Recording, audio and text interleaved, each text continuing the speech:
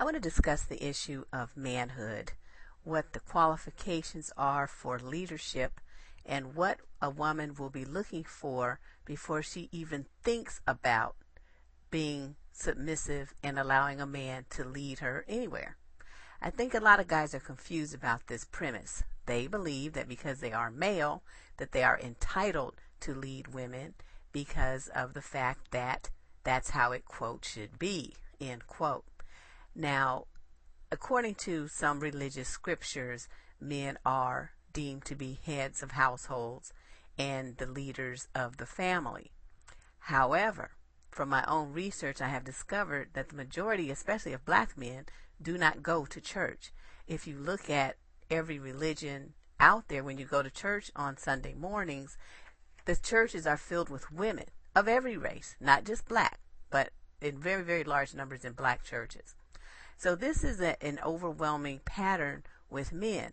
They say they believe in God, and they try to make women adhere to those scriptures, but they do no such thing when it comes to their own behavior and attitude. So I think that's kind of an interesting contradiction. But it's my premise that looking around at the men in our current society, the males I shall say, most of them are not qualified to lead. You're not qualified to lead, and you don't get to lead. Now let me explain why. A man can only be a leader if he knows where he is going. Many men, when you ask them what your plan is, they don't have an answer. When you say, well, what are you going to do about school? What are you going to do about work? What are you going to do about your future? They have some vague, undefinable, no real plan in place to share with you. So guys, the first thing you need to know is that no one is going to submit to a person and allow that person to lead them if they don't know where they're going. Okay, you have to be able to have a plan and clearly communicate it to anyone that wants to be on your team. Number one. Number two, due to that fact, the lack of self-direction, most men are not qualified to lead anything because they're not doing such a hot job even leading themselves. We're looking for you to demonstrate your leadership qualities. You have to show us as women that you are going to be a solid, responsible, together man before you get to lead. So if your stuff is raggedy, you don't get to lead. If you don't have your shit together, you don't get to lead. If you spend more time in prison than out of it, you don't get to lead. If you have miscellaneous stray baby mamas all over the place, you don't get to lead. If you don't have a job, the proper education, your own place, a car insurance, a plan that you are not only talking about, but actually executing, good credit, and a real bank account. We're not talking about getting your check cashed at the corner check cashing place. If you don't have at least those basic things in order, you don't get to lead. If you think that you are better than women and that you should boss women around just because you have testicles, you don't get to lead. You really don't. You just don't. Now,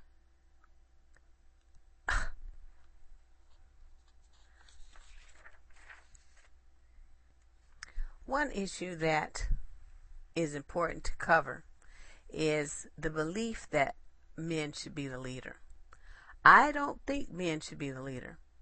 My belief is that whoever is the best equipped to handle whatever that situation is, whether it be an emergency, excuse me, or a plan of that couple, that person should be the leader. There will be times in your relationship where the man is the better at something, and then of course he should lead that because that's he's the strongest with that skill set.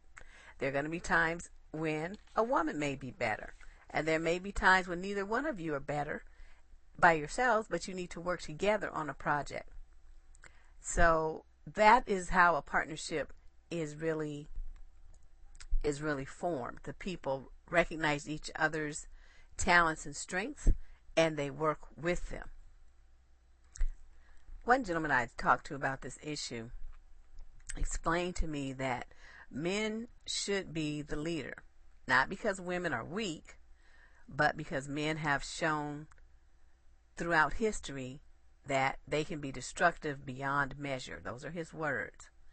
Yet his need for a woman gives her great influence over him. In essence, she allows him to lead. Now, I need to talk about that because that comes up a lot. Men saying that women must step back and let them lead. I'm going to say this to you, brothers. Any man who says that a woman won't, quote, let him lead is no kind of leader. He is a follower. He is a beta male trying to jockey for position to try to pretend to be an alpha male, if only over one woman. That does not work. If a man were truly a leader, he would start by leading himself. You know, if a guy needs a woman's influence, as my male interviewee said, in order to change into the leader that he claims to be, then in reality, she's the leader, not him. He's the follower, which is what I have said that men are all along. Men are followers, not leaders. Men follow other men into battle. Men follow orders of their coaches. Men follow orders of their gang leader.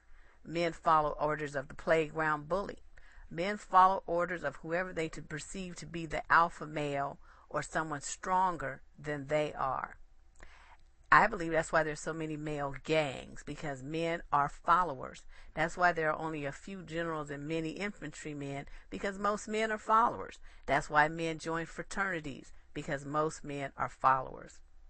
And if a man, like I said, believes a woman must, quote, let him lead, then again, he is not a leader. He is a follower. And I think if more black men, because these seem to be the race of men most excited about everybody being submissive to them, if black men can accept the reality that women are the natural leaders, not men. Men have the need to feel that a woman should, women are socialized to think that even if they have a great idea and a plan, somehow they have to manipulate around so that the male believes that it was his idea. Again, who is really running things? So from my perspective, women are the ones that are running things. Women are the natural leaders. Women are in control.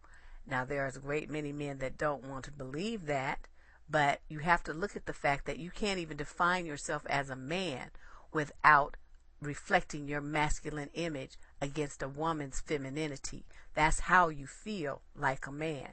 You need someone to make you feel whole, to calm and soothe you, and to guide you to the height of whatever achievement level you're trying to reach. Men do the things that they do as far as driving cars, trying to buy homes, set themselves up as established people to gain the favor of women. That all means that women are the true leaders and men are followers.